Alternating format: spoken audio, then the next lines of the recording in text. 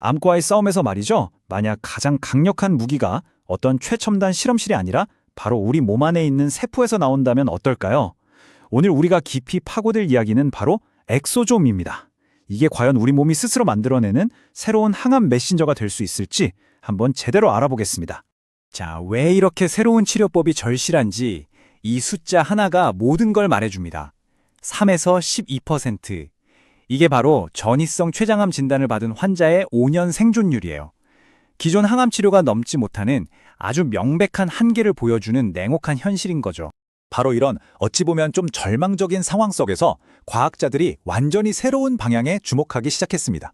만약에 말이죠, 암과 싸울 새로운 무기가 밖에서 만든 독한 약이 아니라 바로 우리 자신의 세포에서 나온다면 이건 정말 게임 체인저가 되지 않을까요? 네, 그럼 첫 번째 파트입니다. 우리 몸의 아주 작은 메신저, 오늘의 주인공인 엑소좀을 본격적으로 소개해드릴게요. 엑소좀, 대체 이게 뭘까요? 아주 간단하게 말하면요, 우리 몸의 거의 모든 세포가 만들어내는 눈에 보이지도 않는 나노 크기의 소포라고 보시면 돼요. 여기 비유가 딱 좋은데 세포들 사이에 중요한 분자 정보를 배달하는 우리 몸의 자체 우편 시스템, 아니면 요즘 말로 택배 서비스라고 생각하면 완벽합니다. 자, 이 표가 정말 흥미로운데요. 기존의 약물 전달체로 쓰이던 인공 리포좀이랑 엑소좀을 비교한 거예요. 여기서 딱 두 가지만 기억하시면 됩니다. 바로 면역원성과 혈액-뇌 장벽 통과 여부죠. 엑소좀은 우리 세포에서 나왔으니까 당연히 면역 거부 반응이 거의 없고요.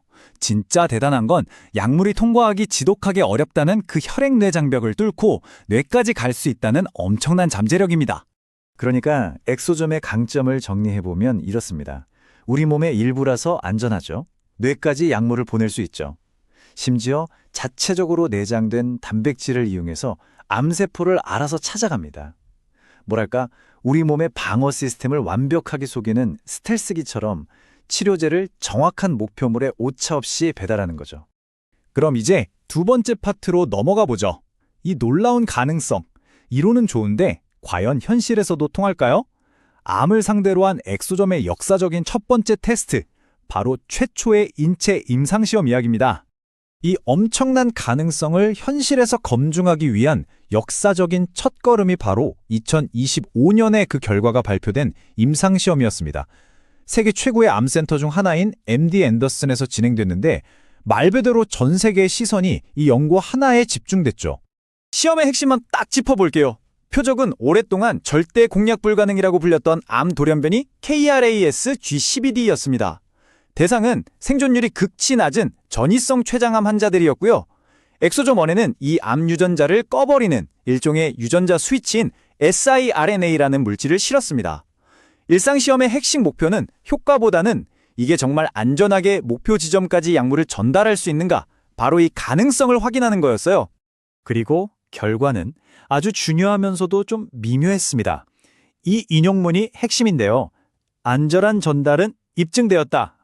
이게 무슨 말이냐면 엑소좀이 우리 몸에서 큰 부작용 없이 암세포의 약물을 정확히 배달하는 데 성공했다는 겁니다. 대단하죠? 하지만 생존 혜택은 아직 검증되지 않았다. 이게 환자의 생명을 진짜로 연장시키는지는 더 큰 규모의 삼상시험이 필요하다는 뜻이죠. 어떻게 보면 절반의 성공이자 동시에 거대한 가능성의 문을 활짝 연 순간이었습니다. 자, 그럼 이제 장밋빛 미래만 남았을까요? 그렇지가 않습니다. 세 번째 파트에서는요, 이 기술이 우리 병원에서 쓰이기까지 넘어야 할 거대한 산들, 즉 주요 장애물들을 아주 냉정하게 짚어보겠습니다. 연구자들이 흔히 세 마리의 용이라고 부르는 핵심 난관이 있어요. 첫째, 생산 문제입니다. 치료에 쓸 만큼 많은 양의, 그것도 고품질 엑소점을 어떻게 대량 생산할 것인가. 둘째, 기술의 문제. 하나의 엑소점에 여러 종류의 약물을 내가 원하는 비율대로 싣는 기술은 아직 초기 단계거든요. 마지막으로 규제의 문제입니다. 이걸 약으로 봐야 할까요? 세포치료제로 봐야 할까요? 규제 당국도 아직 명확한 기준을 만들지 못했어요. 이 분야의 연구 경쟁이 얼마나 뜨거운지 보여주는 아주 흥미로운 데이터인데요. 놀라지 마세요. 전 세계 엑소점 암 연구 논문의 무려 60% 이상이 중국에서 나오고 있습니다. 미국이 그 뒤를 잇고 있고요. 정말 글로벌 경쟁이 어마어마하게 치열하다는 걸 알 수 있죠. 그리고 이건 정말 냉정한 현실을 보여주는 사례입니다. 2023년에 이 분야에서 가장 유망했던 선두 기업 중 하나인 코디악 바이오사이언스가 파산 신청을 했습니다. 과학적 가능성이 아무리 뛰어나도 앞에서 말한 생산, 비용, 규제라는 이 거대한 벽을 넘지 못하면 실제 환자에게 갈 수 없다는 걸 보여주는 정말 뼈아픈 교훈이죠. 하지만 이런 어려움에도 불구하고 연구는 계속됩니다. 네 번째 파트에서는요, 앞으로 10년 동안 엑소점 치료법이 어떤 단계를 밟아서 발전해 나갈지 그 구체적인 로드맵을 한번 그려보겠습니다. 과학자들은 크게 이렇게 3단계의 비전을 그리고 있어요. 단기적으로는 안전성을 확실하게 입증하고 췌장암처럼 가장 효과를 볼 수 있는 첫 번째 타자를 찾는 데 집중합니다. 그리고 중기적으로는 기존 항암제와 같이 쓰는 병용요법을 표준화하고요. 장기적인 최종 목표는 환자 개인에게 딱 맞춘 치료나 미리 만들어두고 바로 쓸 수 있는 기성품 형태의 치료제를 개발하는 겁니다. 그러니까 지금 진행 중인 1단계의 핵심 목표는 바로 발판을 단단히 마련하는 겁니다. 어느 정도의 용량이 안전한지 최대치를 확인하고 앞에서 봤던 KRAS 변이 췌장암이나 치료제가 마땅치 않은 삼중음성 유방암 같은 특정 암에서 첫 번째 성공 사례를 만드는 데 집중하고 있는 거죠. 그리고 2단계 전략의 핵심 아이디어는 정말 기가 막힙니다. 요즘 많이 쓰는 면역 항암제가 잘 안 듣는 암을 차가운 종양이라고 부르거든요. 면역 세포들이 암 주변에 없어서 공격을 못하는 상태인 거죠. 바로 여기에 엑소점으로 특정 물질을 싹 배달해서 면역 세포들을 암 주변으로 불러 모으는 겁니다. 이렇게 차가운 종양을 면역 세포가 들끓는 뜨거운 종양으로 바꿔서 안 듣던 면역 항암제가 잘 듣게 만드는 거죠.